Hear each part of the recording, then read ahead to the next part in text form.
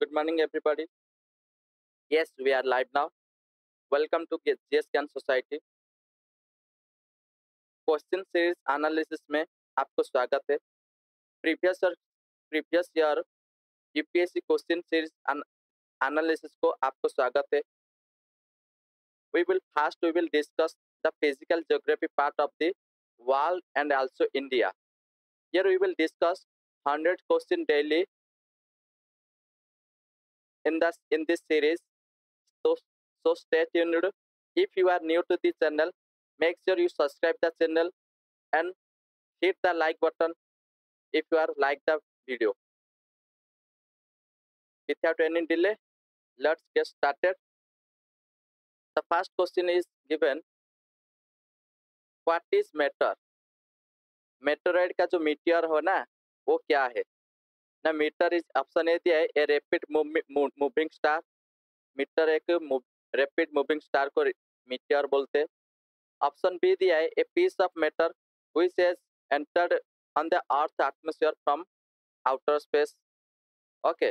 Option c दिया है part of constellation. Option D दिया है a comet without a tell.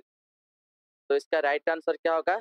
इसका राइट आंसर होगा ऑप्शन बी। तो इसको आकर एनालिसिस करोगे तो मीटर क्या है, मीटियर क्या है ना, ये एक स्मॉल सेलेस्टियल बॉडी है which has enter into the earth atmosphere by the gravitation force of earth when they pass close to it. Meteor typically occurs in the mesosphere. ये जो मीटर होता है ना, ये मीटर मेसोस्फीयर में form होता है। अर्थ का तो आपको पता है ट्रोपो स्ट्राटो मेसोस्फीयर। ये जो मेसोस्फीयर में ना ये मीटियर क्रिएट होता है। ओके। और ये बोला जाता है कि जो ये अर्थ का यहाँ से इसका 75 किलोमीटर डिस्टेंस में, किलोमीटर से लेकर 100 किलोमीटर तक ये एक्सटेंड होता है। तो मीटर का बारे में थोड़ा सा आइडिया लगा दो कि ये मेसोस्फीयर में फॉर्म होता है और ये एक पीस ऑफ मैटर है which entered the earth atmosphere from outer space. Okay. Next move करिए नेक्स्ट क्वेश्चन को। Which of the following does not belong to biosphere reserve? इनमें से चारों में से कौन सा बायोस्फीयर रिजर्व नहीं है? फॉर एग्जांपल क्या पे दिया है option a great Nicobar, option b Sundarban, option d Nanda Devi, okay, option d gulf of Kutch. तो इनमें से कौन सा बायोस्फीयर रिजर्व नहीं है? तो इसका राइट आंसर होगा option d gulf of Kutch. तो गल्फ ऑफ कच्छ क्या है ना, ये एक बायोस्फीयर रिजर्व नहीं है, लेकिन सुंदरबन, नंदा देवी, ग्रेट निकोबार ये तीनों बायोस्फीयर रिजर्व है। ओके।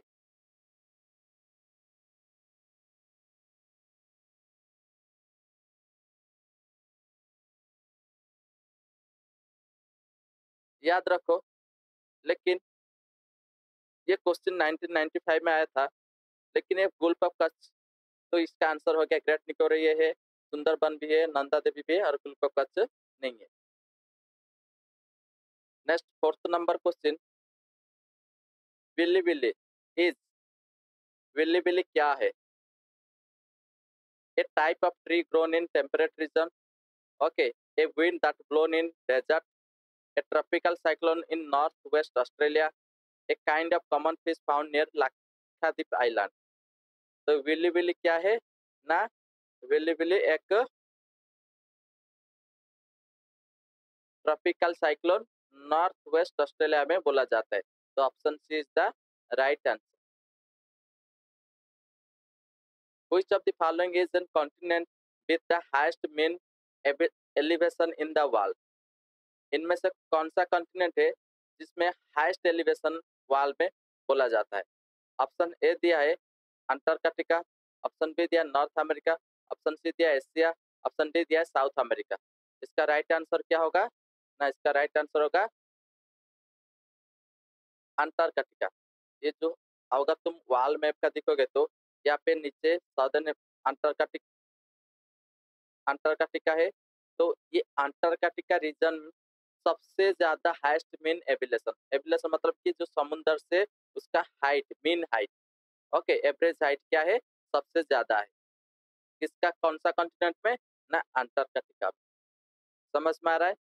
तो इसको बोला जाता है कि इसका एवरेज, जो अंटार्कटिका का एवरेज एलिवेशन कितना है ना, इसका एवरेज एलिवेशन 7545 फीट बोला जाता है। कितना फीट ये इसका एलिवेशन है सी लेवल से।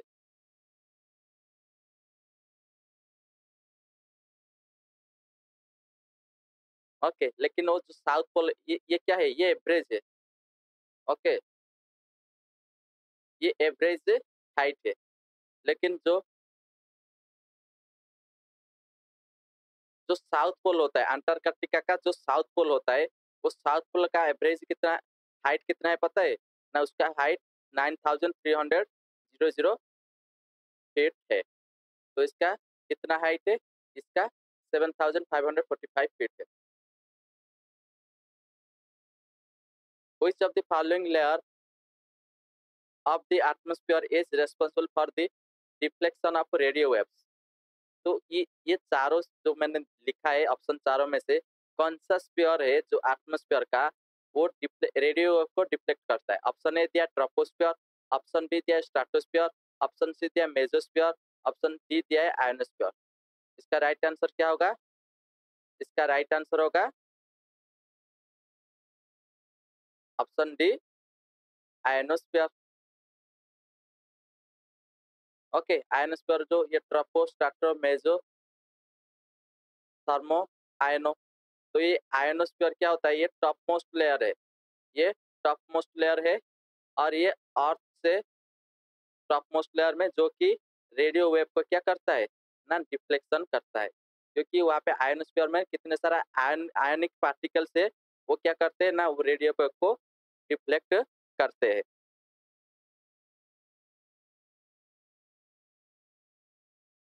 नेक्स्ट मूव करें नेक्स्ट क्वेश्चन को। Question number 7, given above are two statement, one labeled assertion and the other labeled as reason। Okay, assertion ए लिखा है और रीजन को आर लिखा है। ओके, तो यूपीएस में जनरली ये टाइप का क्वेश्चन आता है। तो देखो assertion क्या दिया है ना, area near equator receives rainfall throughout the year. Okay, reason उसका दिया है high temperature and high humidity cause conventional rain most of the afternoon near equator. तो in the context of the above statement which of the following is correct? तो देखो assertion क्या दिया है और रीजन क्या दिया है। assertion का रीजन अगर बोथ ट्रू है तो both A and R true and R is the correct explanation of A. Both A and R true but R is not correct explanation of A is true but R is false. Option D दिया है A is false but R is true. तो इसका right answer क्या होगा? इसका right answer क्या होगा ना, इसका राइट आंसर होगा ऑप्शन ए। ऑप्शन ए क्यों होगा? क्योंकि जो assertion है ना, रीजन के साथ दोनों ट्रू है और reason is the correct explanation of the statement a. Okay, ये स्टेटमेंट ए को रीजन ने करेक्टली एक्सप्लेन किया है। जैसे कि हाई टेम्परेचर हाई ह्यूमिडिटी होने के कारण वहाँ पे कन्वेंशनल रेनफॉल होता है, इसीलिए इक्वेटर रिसीव करता है थ्रू आउट द ईयर ज्यादा रेनफॉल। तो रीजन एक्सप्लेन करता है, तो ये both statement are true, are is the correct explanation of a, that's why option a is the correct answer. Okay, given the above two statement one label is assertion, same type question है, assertion and reason। okay, mangrove are the specialized forest ecosystem of the tropical and subtropical region bordering certain sea coast।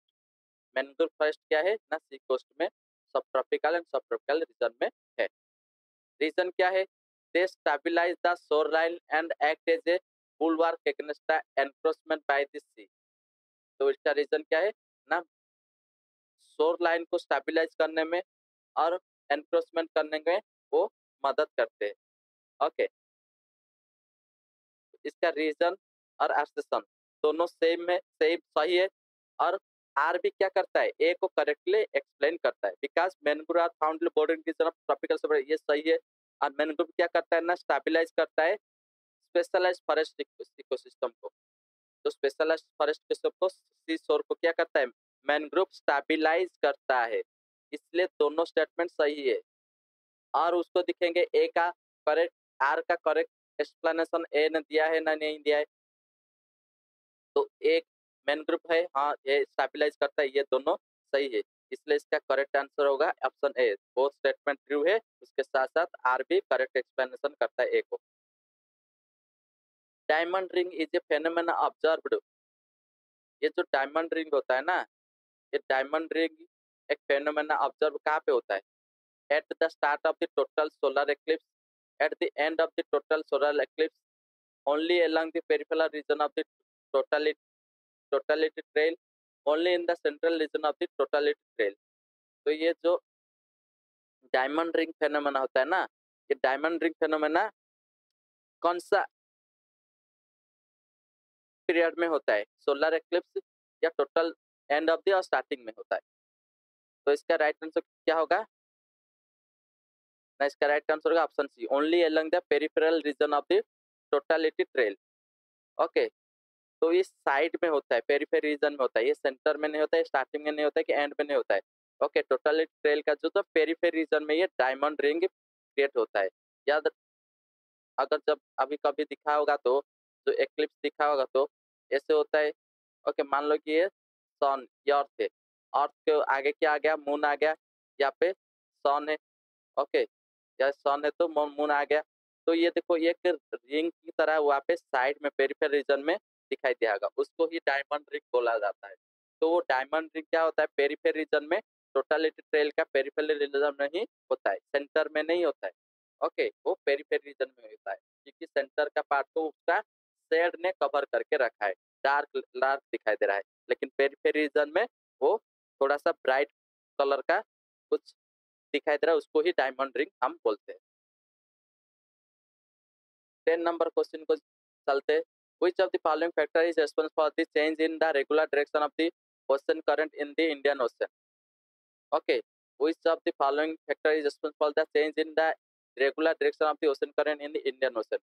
Okay, Indian Ocean का जो regular oceanic current है ना, कौन सा factor है जो कि चेंज करता है,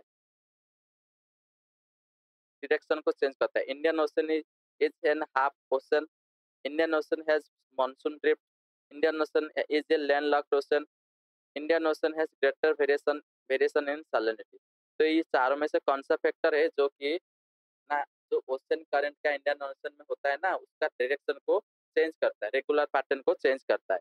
तो इसका राइट आंसर क्या होगा, इसका राइट आंसर क्या होगा, ऑप्शन बी, बिकॉज इंडिया का जो मानसूनल ड्रिफ्ट होता है ना, तो मानसूनल ड्रिफ्ट के कारण क्या होता है ना, यहाँ पे आपको अगर मैप को देखोगे तो यहाँ पे इंडिया का मैप है। ओके, यहाँ पे क्या होता है, इक्वेटर गया है। ओके, जब ये जो विंड सिस्टम आता है इस डायरेक्शन से आते, ओके, इस डायरेक्शन जब इक्वेटर को पास करते ना, तो क्या होता है ना, इनका डायरेक्शन चेंज होता है, मानसूनल ड्रिफ्ट के कारण इनका डायरेक्शन क्या हो जाता है, चेंज हो जाता है। तो चेंज होने से तो यहाँ पे ये पूरा पार्ट क्या है, इंडियन ओशन है। तो इंडियन ओशन में यहाँ पे डायरेक्शन था उसका ओशनिक करंट का, विंड सिस्टम के साथ ओशनिक करंट फ्लो करता है। जब यहाँ से उसका डायरेक्शन चेंज हो गया तो ये उसका डायरेक्शन में शिफ्ट हो गया, ड्यू टू ये जो मानसूनल ड्रिफ्ट बोलते हैं इसको। क्योंकि मानसूनल ड्रिफ्ट क्या होता है, हमारा ये south west monsoon monsoonal current है, लेकिन ये क्या है ना, ये साउथ, ये क्या है, ये नॉर्थ नॉर्थ वेस्ट कन्वर्ट होके साउथ वेस्ट मानसूनल करंट हो जाता है। तो ये इसका जो ओशनिक करंट का चेंज किस लिए होता है ना, इंडियन मानसूनल ड्रिफ्ट के कारण ही होता है। Daily weather map showing isobar is an example of this, जो डेली वेदर मैप शो करता है, उस आइसोबार शो करता है, उसका एग्जांपल क्या है, उसका वो एग्जांपल आपको क्लोरोप्लेथ में बोलते, आइसोप्लेथ में बोलते, क्लोरोक्रोमेटिक मैप बोलते, क्लोरोस्कीमेटिक मैप बोलते। उसको कौन सा मैप बोलते?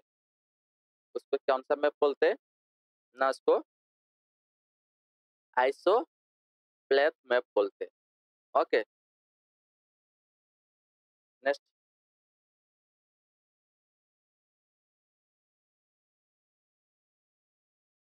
आइसोप्लेथ क्या होता है? आइसो बार मतलब क्या है? मतलब सेम लाइन को ज्वाइन कर रहा है। बार सरफेस में ना, imaginary surface by mean of line joining point of the equal value. मतलब कि जो यहाँ पे मान लो कि एक ग्राफ में ये पॉइंट है, तो इसका ना जो बार होगा, सारे जो डॉट्स होंगे एक लाइन में होगा, एक वैल्यू को रिप्रेजेंट करेंगे, तो इसको आइसोप्लेथ मैप बोलते हैं। इसको आइसोप्लेथ, क्योंकि सारे सरफेस का जो आइस प्रेशर है ना, वो एक वैल्यू के ऊपर ही रहेंगे। Next question number 12।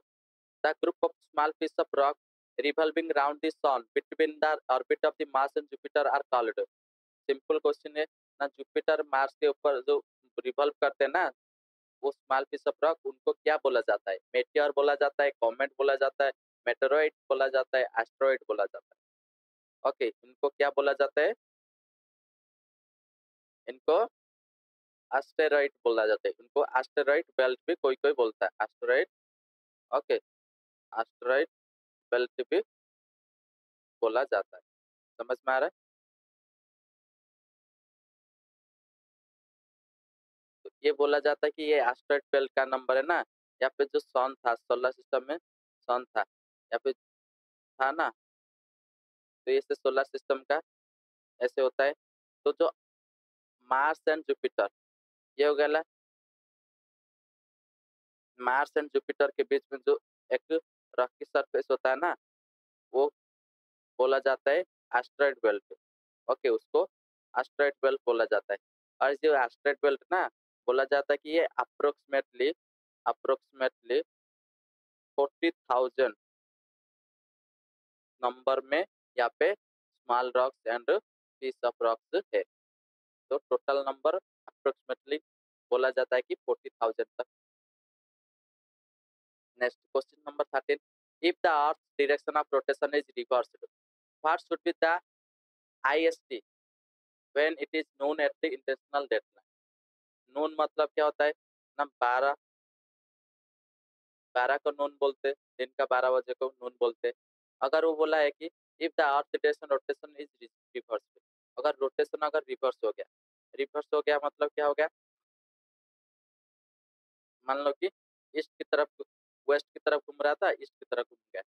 ओके, तो जब इंडियन स्टैंडर्ड टाइम में नून होगा, अगर इंटरनेशनल डेट लाइन में क्या होता है ना, 12 नून है, तो इंडियन स्टैंडर्ड टाइम में उसका समय कितना होगा, वो पूछा है।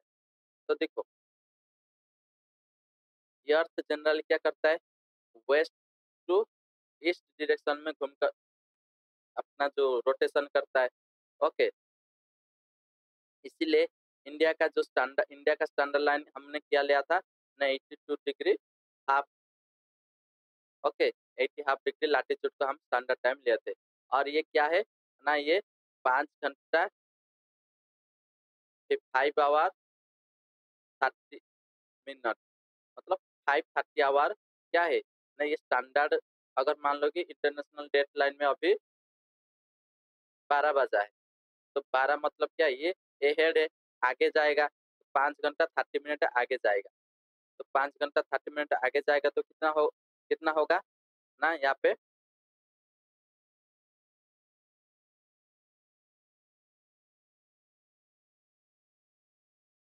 ओके,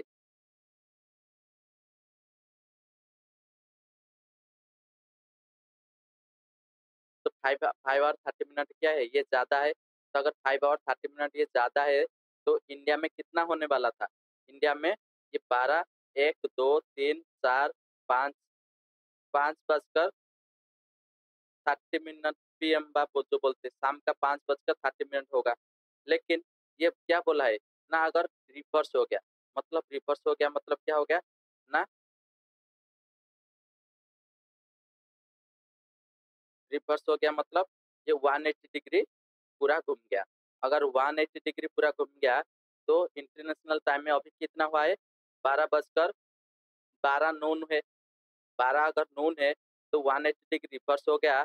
तो 180 आपको पता है 1 degree equal to 4 minute. Okay, 1 degree equal to 4 minute. Okay, तो 180 डिग्री इक्वल टू कितना मिनट होगा। ओके, 4 × 180 तो 72 मिनट। तो 70 मिनट एहेड होगा। तो 72 मिनट एहेड मतलब क्या है क्या है ना, 70 मिनट एहेड होगा तो क्या होगा,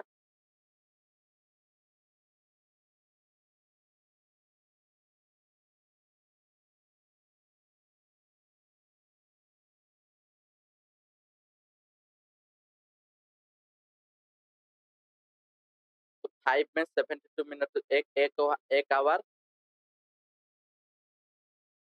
सॉरी, ये 180 डिग्री रिवर्स होगा ना, रिवर्स होगा, रिवर्स रोटेशन रिवर्स मतलब 180 डिग्री पीछे जाएगा। तो पीछे जाएगा तो इंडिया स्टैंडर्ड टाइम में कितना हो जाएगा, ये इंडिया स्टैंडर्ड टाइम में 97 डिग्री हाफ हो जाएगा। ओके, जब पहले 82 डिग्री हाफ था, फिर 97 डिग्री हाफ हो जाएगा इंडियन टाइम में। अगर 97 डिग्री हाफ हो गया तो एक एक डिग्री कल 4 मिनट, तो 97.5 degree equal to 4 × 97 half degree. तो इसका क्या वैल्यू आ जाएगा ना, इसका वैल्यू आ जाएगा 4 में मल्टीप्लाई होगा तो 390 मिनट आ जाएगा। 390 मिनट आ जाएगा। अगर 390 मिनट आ गया तो डिफरेंस कितना होगा, वो डिफरेंस पूछा है ना, तो इसको मिनट को आवर में कन्वर्ट कर दो, 6 में कन्वर्ट करो तो 6 घंटा, तो 6 आवर 30 मिनट। तो डिफरेंस क्या है ना, डिफरेंस 6 आवर 30 मिनट होगा। तो टाइम कितना होगा ना, 12 बजा है, यहाँ पे 12 नून बोला है ना, नून मतलब 12, 12 से 6 घंटा आगे चले जाओ, 6 घंटा आगे चले जाओ तो 18:30 मतलब 6:30 6 घंटा 30 मिनट क्या होगा, ऐड होगा। तो 18:30 यहाँ पे होगा टाइम। ओके, मूव करें नेक्स्ट क्वेश्चन को। Which of the following star is nearest to the earth, इनमें से कौन सा स्टार है जो कि अर्थ के पास है। ऑप्शन ए दिया है पोलारिस, ऑप्शन बी दिया है अल्फा सेंचुरी, ऑप्शन सी दिया है सन, ऑप्शन डी दिया है सीरियस। ऑब्वियसली इसका राइट आंसर क्या है, सन। सन क्या है ना,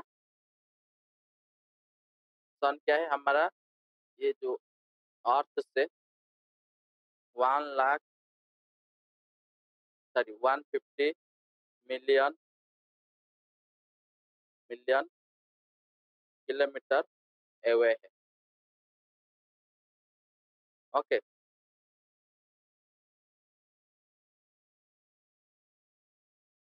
नेक्स्ट मूव करिए। Which of the following condition is the most relevant for the presence of life on Mars, इनमें से कौन सा कंडीशन मोस्ट रिलेवेंट है जो कि लाइफ, मार्स के presence of Mars, life on Mars, वो कंडीशन सा मोस्ट इम्पोर्टेंट है मार्स में लाइफ होने के chances. Atmospheric composition, thermal condition, occurrence of ice cap and frozen water, occurrence of ocean. तो इनमें से कौन सा जो कि मार्स में मोस्ट रिलेवेंट लाइफ होने की चांसेस ना, इनमें से 15 का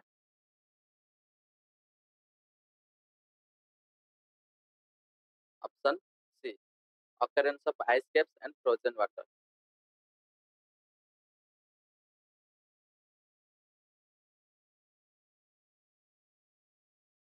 okay, next 17 number question.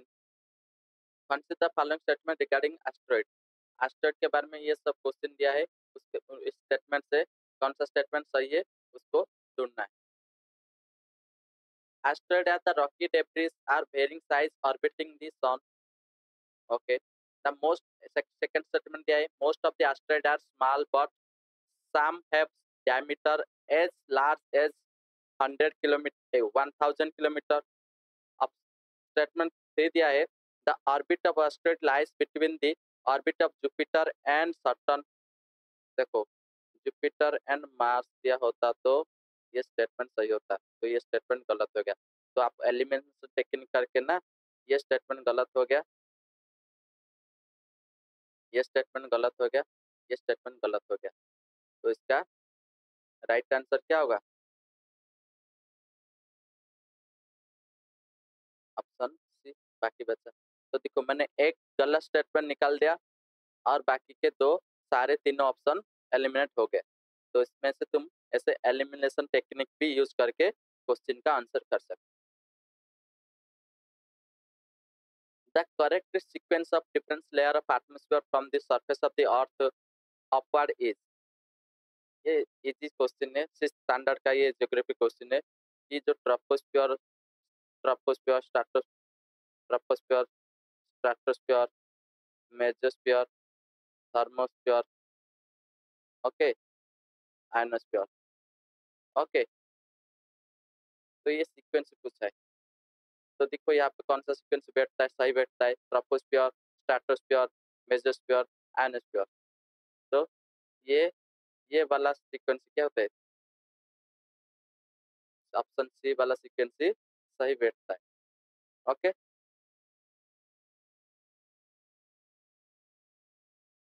Question number 20,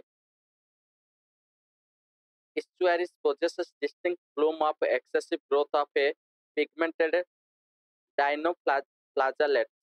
These blooms are called dash, red ties, sea ties, black ties, sea flowers। तो जो डाइनोफ्लाजेलेट गुड़ा का ब्लूम बोलते हैं, उनको पिगमेंटेड ब्लूम बोलते हैं, वो उनको क्या बोलता है? उनको अलगल तो ब्लूम बोलते हैं, लेकिन उनको रेड टाइड बोलते हैं या सी टाइड बोलते हैं? उनको रेड टाइड बोला जाता है, ओके। अगर कहाँ पे दिखा होगा तो इस चीज़ में जहाँ पे पानी समुद्र के पास जो होगा वहाँ पे रेड कलर का अलगाली ऐसे ग्रोथ होने की दिखाई दिया होगा, तो उस रेड कलर का algal और डाइनोफ्लाजेलेट को हम क्या बोलते हैं ना, रेड टाइड्स भी बोलते हैं, ओके।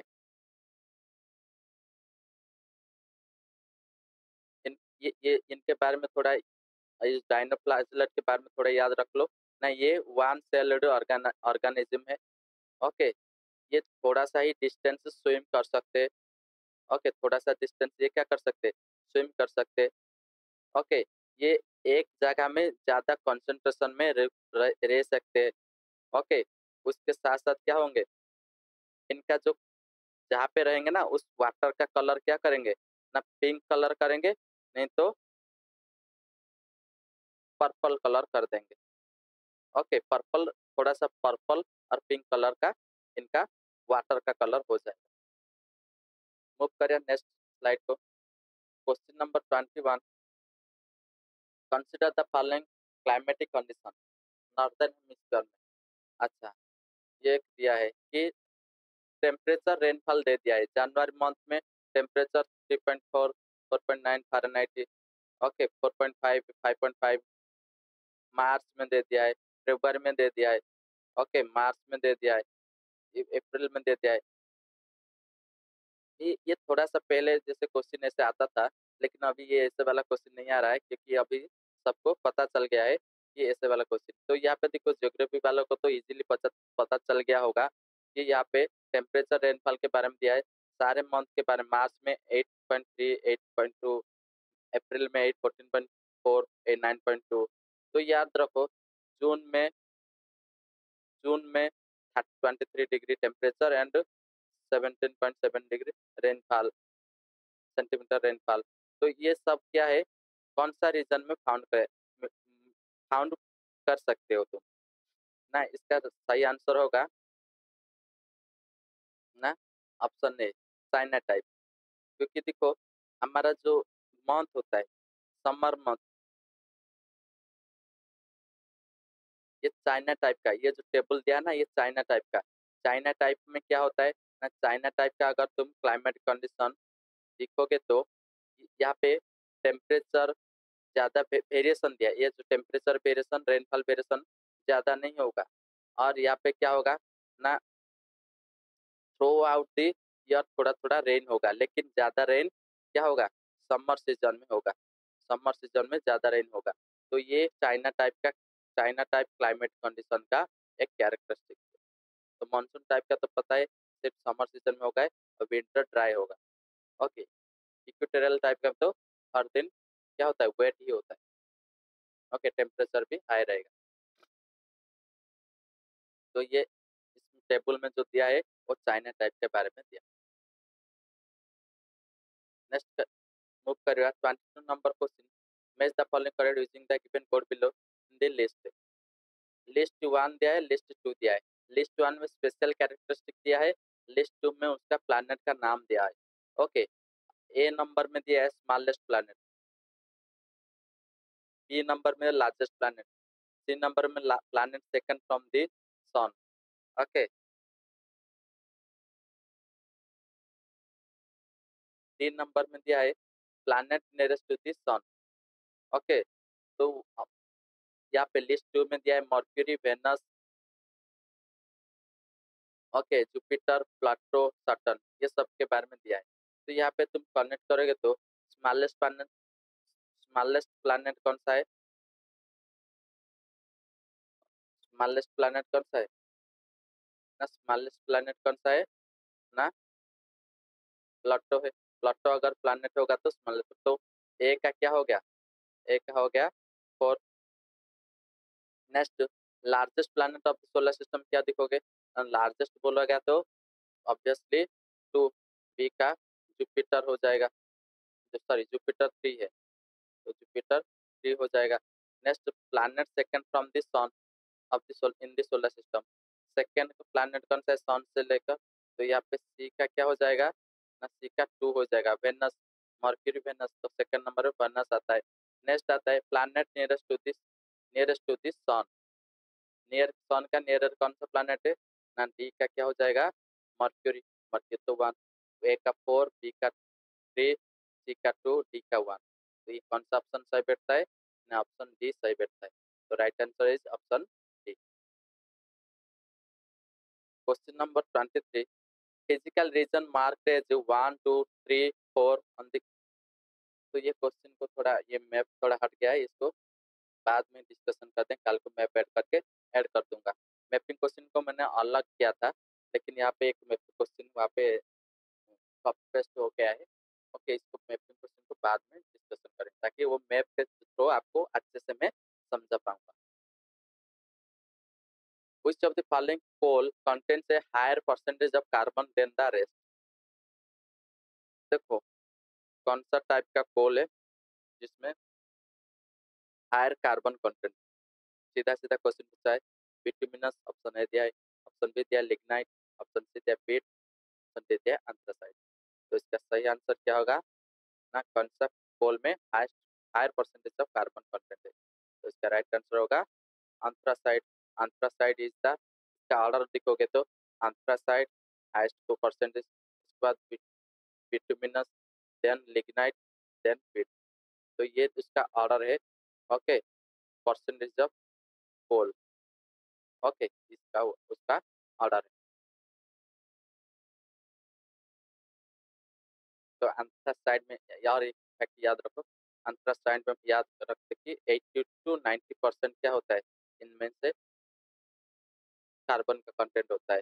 बिटुमिनस में क्या होता है ना, 60 to 80% का होता है। ओके, और लिग्नाइट में क्या होता है ना, 40% to 60% होता है। और पेट में बिलो 40% या 30%, 35% होता है। तो ये अप्रोक्सीमेट वैल्यू है। तो फंड्स बुक में वेरी करता है, कहाँ पे 75 से लेके 70 से लेके 90 दिया होगा, वहाँ पे 40 से लेके 60 दिया होगा, 70 दिया होगा, कब सब बिलो 40 दिया होगा, तो उसको थोड़ा, लेकिन ये मैंने अप्रोक्सीमेटली वैल्यू बोला है, ये उसका आइडिया। कार्बन कंटेंट है डिफरेंट टाइप का बोल। Which of the following scholars suggests the Earth origin from gases and dust particles?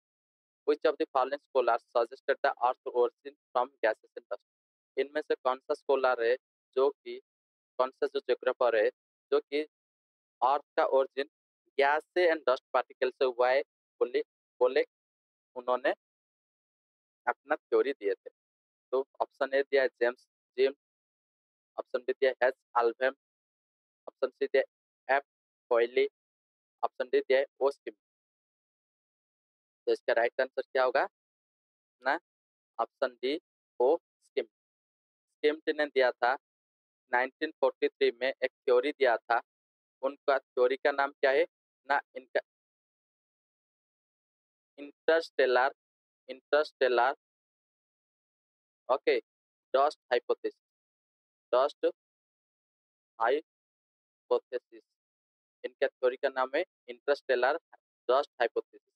तो इस थ्योरी के दौरान उन्होंने बोला था कि ना, मेंशन किया था कि ना जो ओरिजिन है ना अर्थ का एंड सोलर सिस्टम का, सोलर सिस्टम का ओरिजिन इस थ्योरी के थ्रू ही उन्होंने डिस्क्राइब किए थे। इंटरस्टेलर डस्ट हाइपोथेसिस थ्योरी के through Earth and solar system का ओरिजिन के बारे में मेंशन किया। Next move towards the question number 26। Okay, in the given map which of the following pair of ocean current are shown. Sorry, यहाँ पे भी एक मैपिंग क्वेश्चन आ गया है, तो ये मैपिंग क्वेश्चन को मैं अलग स्लाइड में बनाना चाहता था, लेकिन यहाँ पे बाय मिस्टेकली कॉपी पेस्ट हो गया है, तो इसको बाद में डिस्कशन करेंगे। जितने सारे क्वेश्चन यहाँ पेस्ट हो गया ना, वो सब मैपिंग क्वेश्चन में आपको बाद में पढ़ा दूंगा। Okay, next math, math 30 match करना है। 30 number question, selected correct using the correct given code of the list. List 1 दिया है और लिस्ट 2 दिया है। ओके, ऑप्शन ए दिया है, ए में दिया है सीधा, इसमें ट्री का नाम, टिम्बर का नाम दिया है, वो कौन सा कंट्री में ये अबंडेंटली मिलता है उसके बारे में दिया। बी में दिया है डोugलास पेड़, और जिसको पेड़ भी बोलते हैं, मेहगानी। सी में दिया है, डी में दिया है टिक। अब लिस्ट 2 में कंट्री का दिया है, 1 में म्यांमार, 2 में कनाडा, 3 में मेक्सिको, 4 में होंडुरास। होंडुरास एक कंट्री है, याद रखो। तो यहाँ पे देखो सीतार, सीतार कहाँ पे मिलता है ना, ये जहाँ पे क्या होगा, ज्यादा कोल्ड क्लाइमेट होगा। कोल्ड क्लाइमेट कहाँ पे होता है ना, सीतार कनाडा में कोल्ड क्लाइमेट होता है। ओके, डुग्लास फिर कहाँ पे मिलेगा, तो डुग्लास फिर क्या होगा ना, ये मैक्सिको पे मिलेगा। ओके, नेक्स्ट मेयोगानी, मेयोगानी कहाँ पे मिलेगा ना, मेयोगानी होंडुरास में मिलेगा, मेयोगानी होंडुरास में मिलेगा। नेक्स्ट टिक कहाँ पे मिलेगा ना, टिक कहाँ पे मिलेगा ना, टिक म्यांमार में मिलेगा। ओके, टिक कहाँ पे मिलेगा, टिक म्यांमार में मिलेगा। हमारा पे इंडिया में मिलता है, लेकिन वो म्यांमार में यहाँ पे ऑप्शन में दिया है, तो यहाँ पे म्यांमार में मिलेगा। तो ऑप्शन तो ए का 2, बी का 3, सी का 4, डी का 1, ये ऑप्शन कौन सा सही बैठता है, सही ऑप्शन, ऑप्शन सी ए का 2, बी का 3, सी का 4, डी का 1। ओके, ये सही बैठता है, तो option C is the right answer. Okay, question number 31, along which of the following material did India experience the first light of the sunrise of the new millennium। कौन सा मेरिडियन में India का experience करता है fast light of the sunrise, पहला जो सूर्य का किरण, कौन सा मिलेनियम मतलब कौन सा मेरिडियन में गिरता है। 2 degree 30 minute west, option B दिया 82 degree 30 minute east, 92 degree 30 minute west, 92 degree 30 minute east. तो ये कौन सा मेरिडियन है जिसमें पहला सनलाइट रहती है, तो वे दोनों वेस्ट जो बोला है, इसको तो कट कर दोगे, एलिमिनेशन टेक्निक अगर पता है तो वेस्ट में तो कभी नहीं होगा। ये दोनों ऑप्शन रखा ईस्ट, अगर ईस्ट में दोनों ऑप्शन है तो 82 डिग्री तो हाफ, हाफ ये तो मेरिडियन है, मिडिल के पास किया गया है, तो ये ऑप्शन डी ही होगा राइट आंसर, क्योंकि 82 हाफ मिनट, ये ईस्ट क्या है, ये हमारा स्टैंडर्ड मेरिडियन है, आईएसटी बोलते हैं। ये तो कभी नहीं होगा, आईएसटी में तो कभी नहीं गिरता ये, आपको पता है, तो ओडिशा के थ्रू पास किया गया है। ओके, तो ये नहीं है, तो ये अगर सेंटर में पास गया है तो इसमें तो नहीं होता है, तो वो पहले ये जो नॉर्थ ईस्ट स्टार्ट वाला के रीजन में होगा, ये नॉर्थ ईस्ट वाले रीजन का ना, नॉर्थ ईस्ट रीजन यहाँ पे भी होता है। तो इंडिया का अगर तुम मैप दिखोगे, तो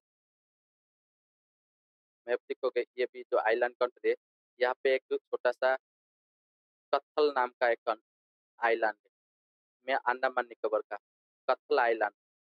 ओके, ये कत्थल आइलैंड में ही क्या बोला जाता है, न्यू मिलेनियम बोला जाता है, क्योंकि यहाँ पे पहला सनलाइट ही इंडिया का, ये जो सन का गिरता है ये, और ये जो कत्थल है ना, ये 92 डिग्री 30 मिनट ईस्ट में लोकेटेड है। तो ये क्वेश्चन को याद रखो। Okay, consider the following statement. Tides are great help in navigation and fishing. Okay, high tides enables big ships to enter and live in the harbor safely. Tides prevent siltation in the harbor. Option 4 दिया है, sorry, statement 4 दिया है, Kandla and Diamond Harbor are tidal port. Which, okay, tidal port। यहाँ पे which of the following statement are correct? देखो, tide tides and tides are the great help in navigation and fishing। तो ये correct है कि tides क्या करता है, नेविगेशन एंड फिशिंग में हेल्प करता है। Tides, high tides enable big ship to enter and leave the harbour. हाँ, हाई टाइड होने के कारण क्या होता है ना, शिप अंदर हार्बर के अंदर आएगा, और हाई टाइड होने के बाद बंदर बाहर जाएगा। ओके, टाइड्स प्रिवेंट सिल्टेशन इन हार्बर। क्या होता है ना, जब कोस्टल एरिया तुम देखोगे तो टाइड आता है, फिर वो ले जाता है। तो हाई टाइड क्या करता है, सिल्टेशन को प्रिवेंट करता है। Okay, Kandla and Diamond Harbour are tidal port. जो गुजरात का कांडला पोर्ट है, डायमंड हार्बर है, ये दोनों क्या है, टाइडल पोर्ट है। हाँ, ये दोनों टाइडल पोर्ट है। तो चारों के चारों स्टेटमेंट सही है। तो इसका राइट आंसर क्या होगा, इसका राइट आंसर होगा option D, all the statement are correct, 1 2 3 4 are correct. 33 number question, who consider following statement about roaring forties. Okay, इसके बारे में थोड़ा सा आइडिया लगा। Roaring forties they blow uninterrupted in the northern and southern hemisphere। Roaring forties northern and southern hemisphere में flow करता है। Option B दिया है, they blow with great strength and constancy। Option c दिया, their direction is generally from northwest to east in southern hemisphere। North west, ये direction अगर पता है तो आपको, नॉर्थ वेस्ट, ये हो गया वेस्ट, ये हो गया नॉर्थ, ये हो गया ईस्ट, ये हो गया south, north west. Okay, from north west ये फ्लो करता है, साउथर्न हेमिस्फीयर में करता है। Okay, overcast skies, rain and raw weather are generally associated with them। Okay, तो इसका राइट आंसर क्या होगा ना, देखो, they blow uninterrupted in northern and southern hemisphere. या फिर देखो, नॉर्दर्न हेमिस्फीयर दे दिया है, इसलिए स्टेटमेंट 1 गलत हो गया। क्यों, क्योंकि ये रोअरिंग फोर्टी क्या है, साउथर्न हेमिस्फीयर में ब्लो करता है अनइंटरप्टेड, कंटिन्यूअसली ब्लो करता है। क्योंकि आपको पता होगा, अगर वॉल मैप को देखोगे तो यहाँ पे इक्वेटर पास क्या है, जितना भी सारे कॉन्टिनेंट है ना, ये जो कॉन्टिनेंट है ना, ज्यादातर क्या है ना, ये साउथ साउथर्न नॉर्दर्न हेमिस्फीयर में। ये जो साउथर्न हेमिस्फीयर है ना, ये ज्यादातर क्या है, ब्लैंक है। अगर ये साउथर्न हेमिस्फीयर ब्लैंक है तो साउथर्न हेमिस्फीयर में जो विंड ब्लो करेगा अनइंटरप्टेड होगा, लेकिन नॉर्दर्न हेमिस्फीयर में नहीं है, रोअरिंग फोर्टी अनइंटरप्टेड नहीं है, क्योंकि वहाँ पे लैंड इफेक्ट गिर जाता है। ओके, कॉन्टिनेंटल इफेक्ट आ जाता है, इसलिए वो कंटिन्यूअस विंड फ्लो नहीं करता है। फॉर एग्जाम्पल, हमारे यहाँ पे हिमालय आता है, हिमालय में आपको पता है, जो मेडिटेरियन में जो भी वेस्टर्न विंड्स आता है, वो क्या करते हैं, साउदर्न एंड नॉर्दर्न दो पार्ट में डिवाइड हो जाता है, क्योंकि हिमालय एक माउंटेन। लेकिन जो फोर्टी रोअरिंग फोर्टी होता है ना, वो सिर्फ साउदर्न हेमिस्फीयर में फ्लो करता है। ये flow with great strength and consistency. हाँ, ये सही है। Next, their direction is general from north west. हाँ, ये नॉर्थ वेस्ट से लेके क्या साउदर्न हेमिस्फीयर में फ्लो करता है टू ईस्ट को। ओके, ईस्ट को फ्लो करता है। Overcast skies, rain and raw weather are general specific. हाँ, ये भी सही है। तो राइट आंसर क्या होगा, option B, 2 3 4 are the correct answer. तो याद रखो, साउदर्न नॉर्दर्न हेमिस्फीयर में नहीं है, क्योंकि ये रोअरिंग फोर्टी जब भी लैंड आएगा ना, ये स्लो हो जाएगा।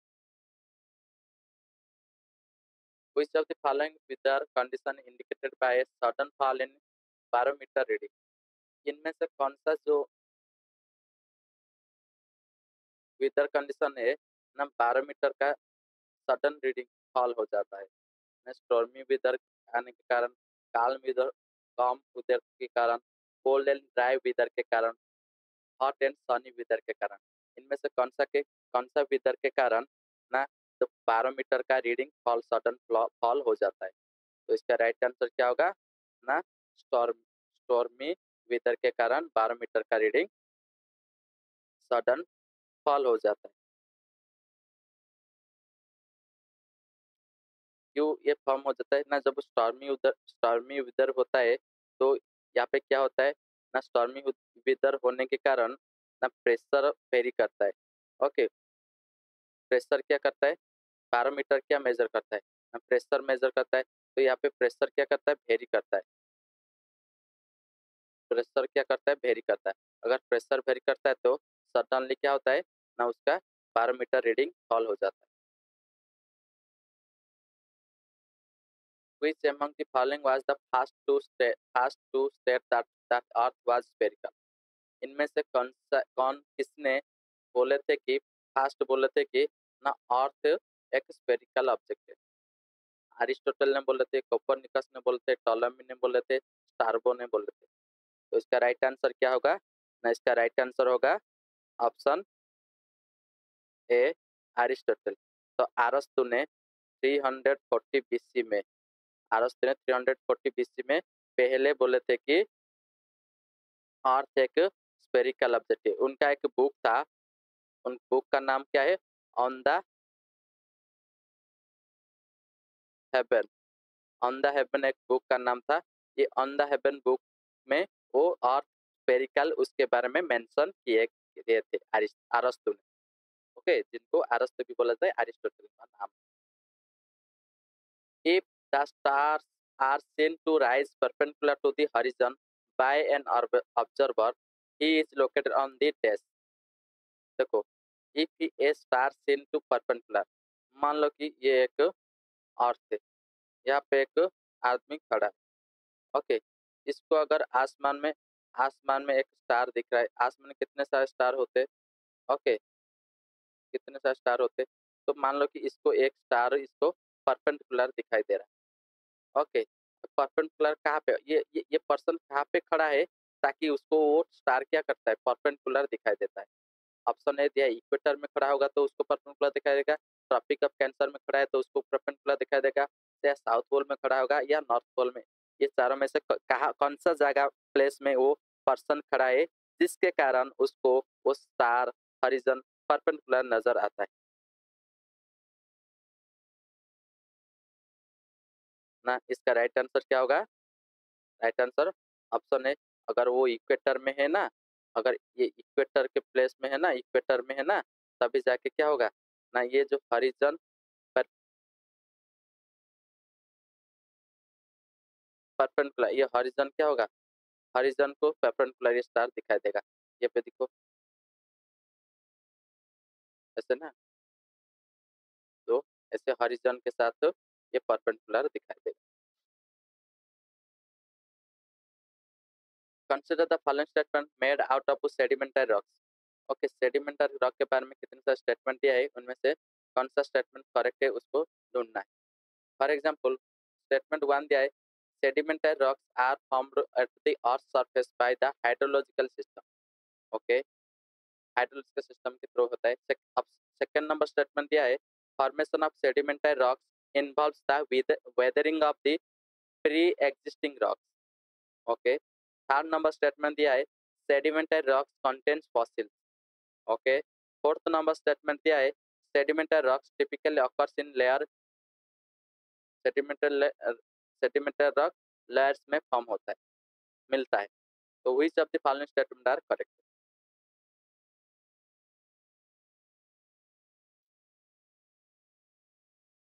तो इसका देखो, पहला स्टेटमेंट क्या है, sediment rocks are formed at the Earth surface by hydrological system. Yes, sediment जो हाइड्रोलॉजिकल सिस्टम से ही बनता है। ओके, नेक्स्ट ऑप्शन ये सही statement. Formation of sediment rock involves the weathering of pre existing rock. हाँ, सेडिमेंट रॉक को involve से weathering of pre existing rock, ये भी होता है, ये स्टेटमेंट भी सही है। सेडिमेंटरी रॉक्स कंटेन्स फॉसिल्स, हाँ सेडिमेंटरी डिपोजिशन होता है ओके, इसलिए फॉसिल्स जो जो उनका जो भी डेड बॉडीज ये सब होता है ना, वो फॉसिल फॉर्म हो जाता है। Sedimentary rocks typical occurs in layers. Okay, हाँ, सेडिमेंटरी रॉक ऐसे लेयर के फॉर्म में डिपॉजिट होते हैं। तो चारों के चारों स्टेटमेंट क्या है, सही है। तो option D is the right answer. Volcano eruption do not occurs in. ये जो वोल्केनो इरप्शन होता है ना, वो कहाँ पे अकर्स नहीं होता है? वो बाल्टिक सी में अकर नहीं होता है, ब्लैक सी में अकर नहीं होता है, कैरिबियन सी में अकर नहीं होता है, कैस्पियन सी में अकर नहीं होता है।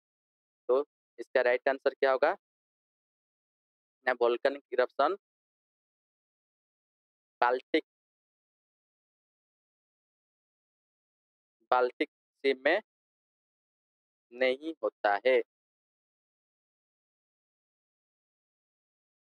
क्यों नहीं होता है? याद है, बाल्टिक सी का अगर लोकेशन पता है तो बाल्टिक सी में वहाँ पे ग्लाशियर होता है। ग्लाशियर होता है। ग्लाशियर होने के कारण क्या होता है ना, जो बाल्टिक सी ना, ग्लाशियर क्या करता है, वो रॉक को ट्रांसपोर्ट करके ले जाते हैं, ट्रांसपोर्टेड करके ले जाते हैं वो रॉक को, इसलिए वो बाल्टिक सी में वोल्केनिक इरप्शन नहीं होता है। मूव करें नेक्स्ट क्वेश्चन को। Question number 39। Quartz is metamorphic morphed form. Metamorphosed form. Quartz का जो क्वार्ट्जाइट का मेटामॉर्फिक फॉर्म क्या है? तो क्वार्ट्जाइट का मेटामॉर्फिक फॉर्म क्या है? ऑप्शन सी सैंडस्टोन है। ये तो इजी सवाल है। क्वार्ट्जाइट का मेटामॉर्फिक फॉर्म क्या है? सैंडस्टोन है। Question number 40। Identify the correct order of the process of the soil erosion from the following. Okay, तो सॉइल इरोजन होता है, प्रोसेस ऑफ सॉइल इरोजन होता है, स्टार्टिंग कहाँ से होता है, एंडिंग कहाँ पे होता है, उसके बारे में होता है। तो देखो, पहले स्टार्ट होता है क्या है ना, स्प्लैश इरोजन, उसके बाद सीट इरोजन, उसके बाद रील इरोजन, उसके बाद गली इरोजन। ओके, देखो स्प्लैश, ये इसका राइट आंसर होगा ऑप्शन है। स्प्लैश इरोजन क्या है ना, देखो स्प्लैश इरोजन मतलब क्या है, रेन ड्रॉप जब जब भी यहाँ पे देखो, यहाँ पे सॉइल है, यहाँ पे क्या है, सॉइल है, यहाँ पे रेन ड्रॉप जब गिरेगा तो मिट्टी के ऊपर रेन ड्रॉप स्प्लैश। स्प्लैश मतलब क्या है, पानी का ड्रॉप जो गिरता है ना, ऊपर थोड़ा उठता है मिट्टी, तो उसको बोलते हैं स्प्लैश। तो रेन ड्रॉप जब गिरेगा वो स्प्लैश होगा पहले। तो स्प्लैश होगा तो ज्यादा, थोड़ा पहले स्प्लैश होगा, धीरे धीरे स्प्लैश होने के बाद क्या होगा ना, धीरे धीरे ये जो सॉइल पार्टिकल क्या होगा, ये जो सीट, सॉइल का जो सीट होता है ना, ये धीरे धीरे फ्लो, पानी के साथ फ्लो होने लगेगा। ओके, पानी के साथ फ्लो, इसको सीट इरोजन बोलेंगे, क्योंकि वाटर फ्लो होता है, उसके बाद वो सॉइल भी पार्टिकल भी वाटर के साथ फ्लो करेंगे, और जब वाटर के साथ फ्लो करेंगे तो उसको सीट इरोजन बोल देंगे। ओके, सीट इरोजन के बाद क्या बोले, मैंने रील इरोजन बोला। रील इरोजन क्या है ना, जब सीट धीरे धीरे पानी का जो सोख, पानी का साथ साथ मिट्टी का जो सीट बहने लगेगा, वो बहने बहने के बाद कितने दिन देर के बाद मिट्टी में थोड़ा सा ऐसे गली रील की तरह से बन जाएगा। ओके, ऐसे ऐसे करके फ्लो करेगा मिट्टी के साथ, मिट्टी का ऐसे पानी का एक लाइन फ्लो करेगा। सब ऐसे धीरे धीरे धीरे होगा, वो फिर से रील इरोजन सीट इरोजन दोनों मिलके फिर बड़ा होंगे। बड़ा होने के बाद क्या होगा, धीरे धीरे धीरे धीरे एक गली फॉर्म करेंगे। गली मतलब थोड़ा सा डीप डीप टाइप, मिट्टी के अंदर डीप है, उसके अंदर पानी भी जाएगा, उसके साथ मिट्टी भी बह के नीचे तक जाएगा। तो इसका राइट आंसर क्या हो सकता है, स्प्लैश इरोजन। जब स्प्लैश होगा पानी, फिर सीट मिट्टी थोड़ा ऊपर का हिस्सा इरोजन करके लेगा, फिर थोड़ा थोड़ा छोटा छोटा रील बनाएगा, रील बनाने के बाद फिर भी बड़ा सा गली बनाएगा, उस गली के थ्रू पानी तेजी से मिट्टी के साथ बहने चला जाएगा। ये है सॉइल इरोजन प्रोसेस का ऑर्डर। नेक्स्ट आता है 41 number question. Temperature and rainfall of a meteorological station are given below. Okay, ये दिया है, average temperature 12.8 degree, average rainfall 54.8 degree पर आना। तो ये दोनों है, ये दोनों कौन सा एरिया में मिलता है दिखने को? ये देखो, एवरेज टेम्परेचर 12 डिग्री मतलब ये cold climate, average rainfall 44 degree मतलब पर आना, मतलब थोड़ा सा बारिश कम होता है। तो ये कौन सा क्लाइमेट में दिखा जाता है? ये ऑब्वियसली मेडिटेरियन में। देखो, मेडिटेरियन में विंटर क्या होता है, बारिश होता है। विंटर कौन सा महीना में आता है, जनवरी में। रेनफॉल देखो ये 12। ओके, फरवरी में देखो 9। ओके, अप्रैल में देखो, अप्रैल मई में देखो कम, 1.0 पॉइंट, मतलब समर ड्राई। तो समर ड्राई है मतलब मेडिटेरियन क्लाइमेट। तो यहाँ पे ये तीनों चार मंथ को ये लिख देना है कि देखो यहाँ पे देखो दिसंबर 11.11, मतलब दिसंबर में क्या होता है, विंटर सीजन आता है, विंटर वेट है। ये देखो 6.1 है। नवंबर दिसंबर जनवरी फरवरी में रेनफॉल हो रहा है, लेकिन ये जो समर सीजन होता है ना, ये 4 मंथ, इसमें क्या होता है, बारिश नहीं होता है। तो ये किसका क्लाइमेट का कैरेक्टरिस्टिक्स है ना, ये मेडिटेरियन का क्लाइमेट का कैरेक्टरिस्टिक्स है। Question number 42। During the neap tide, the high tide is lower and the low tide is higher than usual. Okay, जब नीप टाइड होता है ना, तो हाई टाइड लोअर होता है और लो टाइड हायर होता है। ओके, रीजन क्या है, the neap tide unlike the spring tide occurs on the new moon instead of full moon day. तो नीप टाइड क्या होता है ना, फुल मून डे में होता है, unlike, sorry, general full moon के थ्रो होता है, लेकिन जब स्प्रिंग न्यू मून डे के हो जाता है। जनरल फुल मून में होता है, लेकिन वो उसके कारण क्या होता है, न्यू मून के टाइम में हो जाता है। तो इसका आसेसन के साथ रीजन सही बैठता है या नहीं बैठता है, चलो देखते हैं। देखो,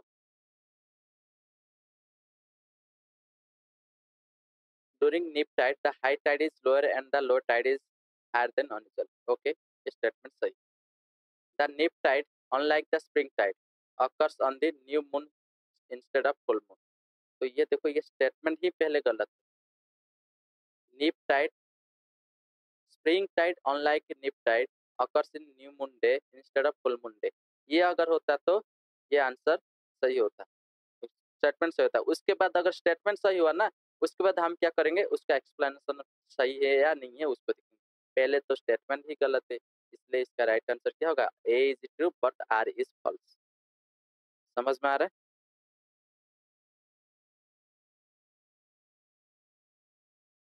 sun's halo is produced by the refraction of light in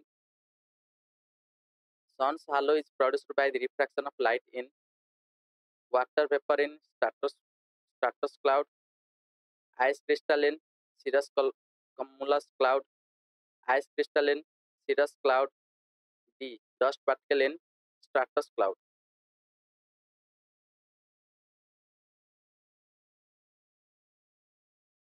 sun's halo is produced by the refraction of light in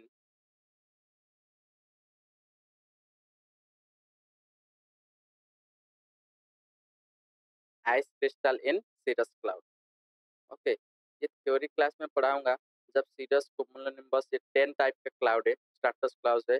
okay, ये हाइट के थ्रू और उनका जो शेप के थ्रू डिफरेंट टाइप का क्या होता है, क्लाउड फॉर्म करता है। वो जब थ्योरी क्लास इस ज्योग्राफी का पढ़ाऊंगा ना, तो वहाँ पे मैं इस कॉन्सेप्ट को क्लियर करूंगा। अभी ये एमसीक्यू पढ़ा रहा हूँ, इसलिए यहाँ पे 10 टाइप का क्लाउड के बारे में पढ़ाऊंगा ना, तो ज़्यादा टाइम चला जाएगा। Okay, next 44 number question. Consider the following statement. आप स्टेटमेंट 1 दिया है, ocean current are slow surface movement of water in the ocean.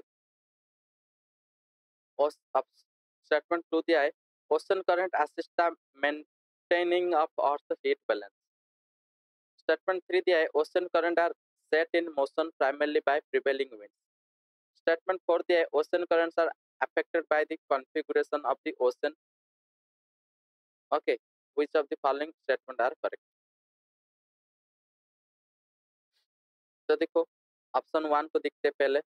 Okay, ocean currents are slow surface movement of water in the ocean, slow surface movement of water।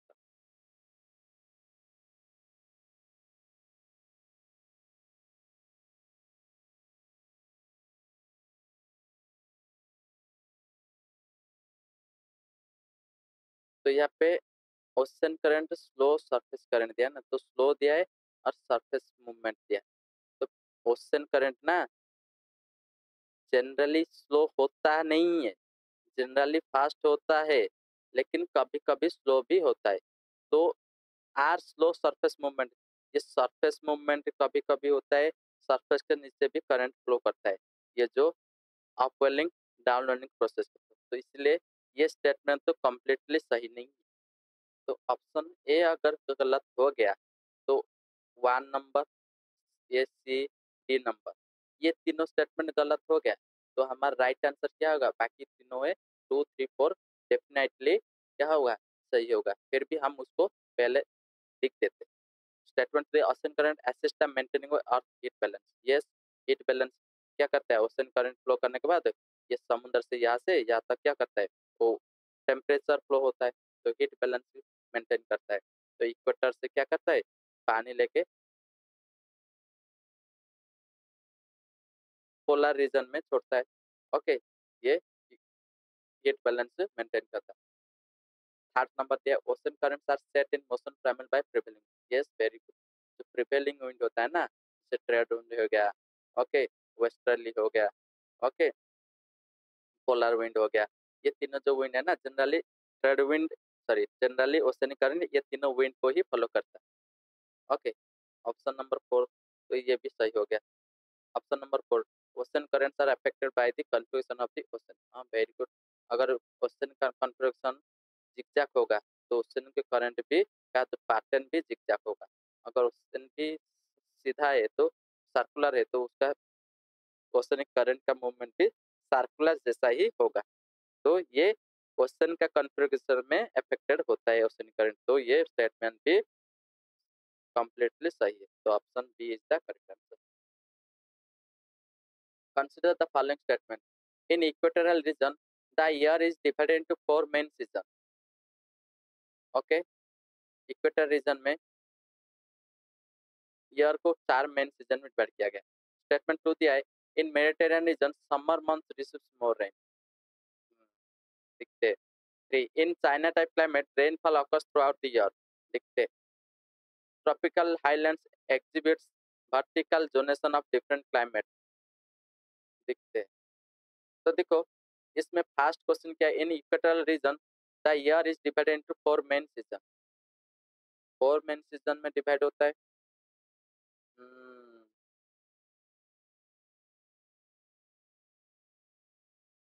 In equatorial reason में 4 main season नहीं होता, tropical region में हो सकता है, लेकिन equatorial region में होता है। मान ली 1 या 2 सीजन फिल होता है इक्वेटोरियल रीजन, तो ये स्टेटमेंट 1 क्या हो गया? गलत हो। In Mediterranean region summer month receives more rain. Mediterranean region में कहाँ पे समर में बारिश होता है? वहाँ तो विंटर बारिश बोलते हैं, समर में तो ड्राई होता है, तो ये भी स्टेटमेंट गलत हो। स्टेटमेंट 3 दिया है, in China type climate rainfall occurs through out year. China type climate है थ्रू आउट, कम बहुत होता है लेकिन बारिश सालों भर होता है, तो स्टेटमेंट 3 पर। Tropical highlands exhibits vertical zonation of different climate. Tropical highland है, ये exhibit vertical zonation of different climate. हाँ, ये स्टेटमेंट भी, जो ट्रॉपिकल क्लाइमेट है ना, हाईलैंड होता है। हाईलैंड मतलब जैसे कि हमारा माउंटेन रीजन हो गया, यहाँ पे वर्टिकल जोनेशन होता है ना, डिफरेंट टाइप टाइप का क्लाइमेट है। यहाँ पे जैसे यहाँ पे क्या थ्रोनी फॉरेस्ट होगा, यहाँ पे क्या होगा, यहाँ पे थोड़ा ट्रॉपिकल होगा, ये टेम्परेट होगा, धीरे धीरे बढ़ के यहाँ पे थॉर्नी टाइप हो जाएगा, यहाँ पे आइस आइस कैप्स ये सब दिखाई देगा। ओके, तो ये जोनेशन होता है, वर्टिकली जोनेशन होता है, तो ये स्टेटमेंट सही है। तो स्टेटमेंट 4 इज आल्सो करेक्ट। तो 3 स्टेटमेंट करेक्ट हुआ, 4 स्टेटमेंट करेक्ट हुआ, तो राइट आंसर होगा 3 and 4। Consider the following ecosystem, Tyga, tropical evergreen, tropical deciduous, tundra. ये चारों में से करेक्ट सीक्वेंस क्या है अल्बिडो का वैल्यू? देखो अल्बिडो जहाँ पे इवेन होगा और वाइट कलर होगा वहाँ पे अल्बिडो ज्यादा, जहाँ पे उसका अपोजिट होगा वहाँ पे अल्बिडो का वैल्यू कम होगा। तो इसका करेक्ट सीक्वेंस क्या होगा? देखो, तुंद्रा रीजन आई से, ओके, फिर तुंद्रा से taiga, taiga region, taiga region से ट्रॉपिकल इफरग्रीन, इफरग्रीन क्या है, इफेन है, क्योंकि ज्यादा ग्रीन शेल्टर, ग्रीन का जो कवर होगा ट्रॉपिकल इफरग्रीन में, इफेन है, इसलिए रिफ्लेक्शन ज्यादा होगा। तो टू नेक्स्ट आएगा ट्रॉपिकल डेसिडियस, मतलब तो ये सीक्वेंस है 4 1 2 3। देखो कहाँ पे कौन सा स्टेटमेंट यहाँ मैच कर रहा है ना, option C is the right answer. Sorry sorry, मैंने ये गलत बोल दिया शायद।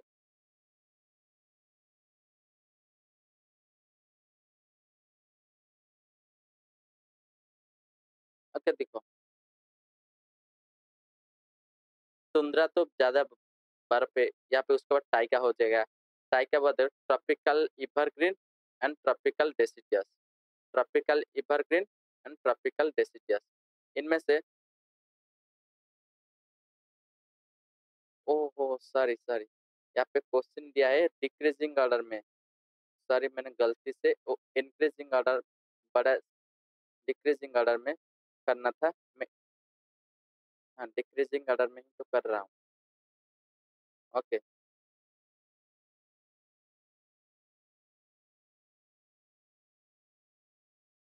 तो डिक्रीजिंग ऑर्डर में वन होगा, उसके बाद ट्रॉपिकल इवरग्रीन होगा, ट्रॉपिकल डेसिडियस होगा ना, obviously tropical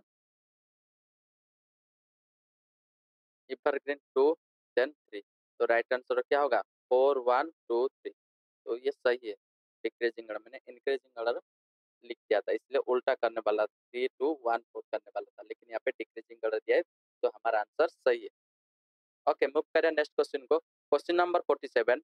okay, assertion 60 to 65 latitude in both hemisphere have a low pressure belt instead of high pressure belt।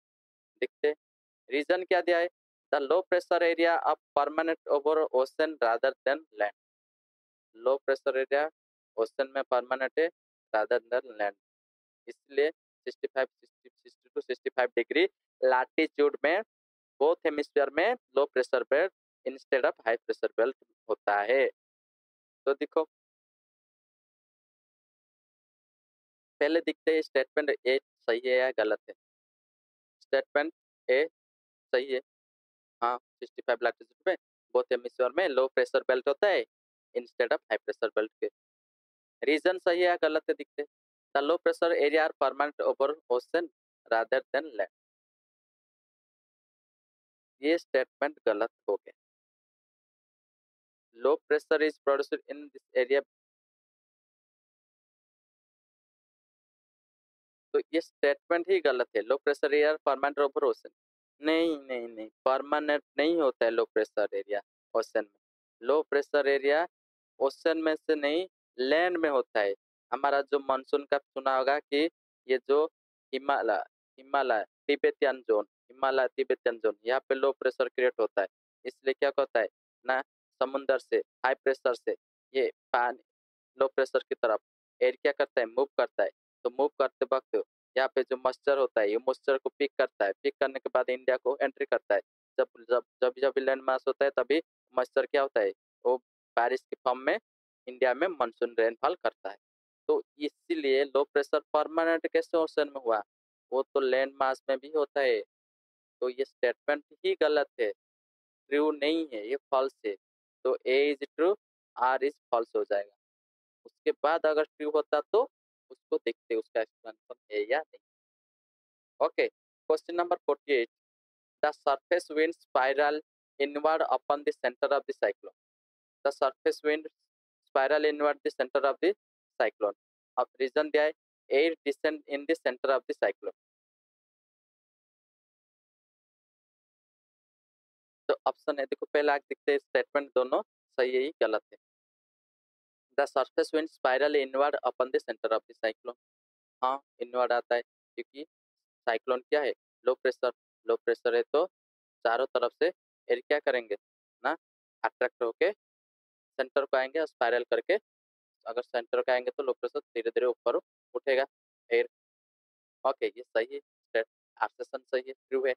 Reason क्या दिया है? Air descent in the centre of the cyclone. Air descent in the, देखो, descent in the centre of cyclone. Centre of cyclone का जो है वो high pressure ऊपर है, ऊपर हाई प्रेशर है तो नीचे क्या है? लो प्रेशर है। लो प्रेशर है तो नीचे एयर क्या होगा? डिसेंट करेगा, तो ये भी सही है। तो उसका स्पाइरल, इसीलिए देखो यहाँ पे लो प्रेशर इसलिए स्पाइरल हो जाता है। तो इसका राइट आंसर क्या है? ऑप्शन है होगा, क्योंकि both statement A and R true है दिखा हमने, और आर भी क्या करता है ना, स्टेटमेंट ए का एक्सप्लेनेशन भी करता है। तो दोनों, both A and R true and R is a correct, क्योंकि देखो दो लो प्रेशर सेंटर में तो ये होता है इनवर्ड आता है स्पाइरली, तब ए डिसेंट भी होता है, दोनों स्टेटमेंट सही है। और ए डिसेंट होने के कारण क्या होता है? स्पाइरली करके ऊपर उठता है। नेक्स्ट मूव करिए 49 number question. Consider the following climate and geographical phenomena. Okay, geographical phenomena और क्लाइमेट के बारे में क्वेश्चन दिया है। देखो, कंडेंसेशन दिया है, हाई टेम्परेचर एंड ह्यूमिडिटी दिया है, ओके, ऑरोग्राफी दिया है, वर्टिकल विंड दिया है। और ये चारों में से कौन सा फेनोमेना जो कि थंडर क्लाउड डेवलपमेंट के लिए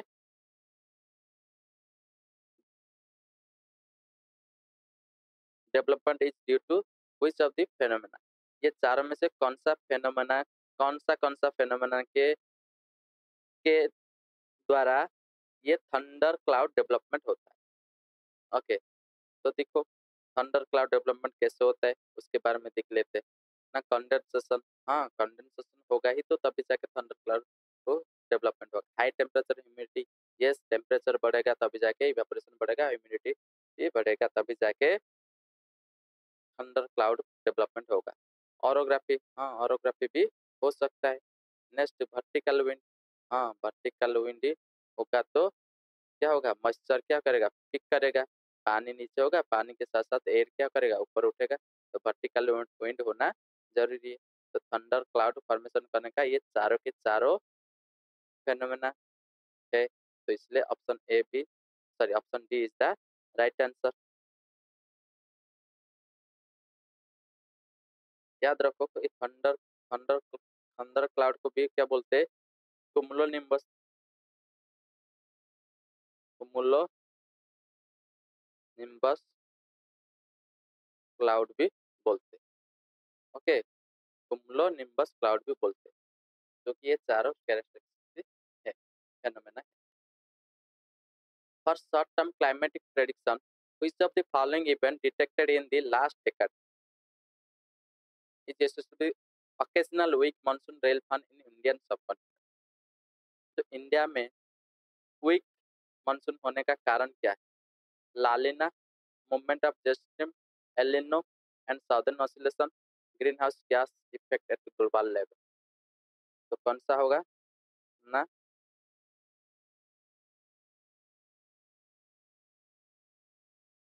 occasional, El Nino, obviously. La Nino मतलब तो ज्यादा होता है, ये तो नहीं होगा। ओके, एल निनो फेनोमेना और साउदर्न ओशन ओशनिक इंडेक्स, जो ये दोनों के कारण ही क्या होता है ना इंडिया में, जो ऑकेजनल वीक मानसून क्या होता है, जो 6 साल में एक बार, नहीं 3 साल में, 2 साल में एक बार एक साइकिल होता है एल निनो साइकिल, वो साइकिल के थ्रू क्या होता है इंडिया में मानसून कम होता है। समझ में आ रहा है? तो ये हो गया, option C is the correct answer.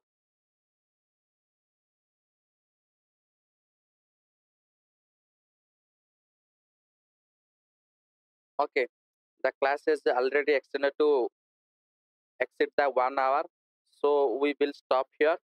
We will discuss next 50 questions on the tomorrow class, and that's why this is for today. Hope it will benefit for you.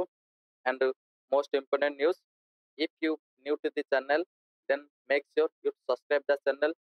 And if you like the video, then hit the like button and also share with your friends so that they will also get benefit. Have a great day. Okay, thank you. That's the end of the class.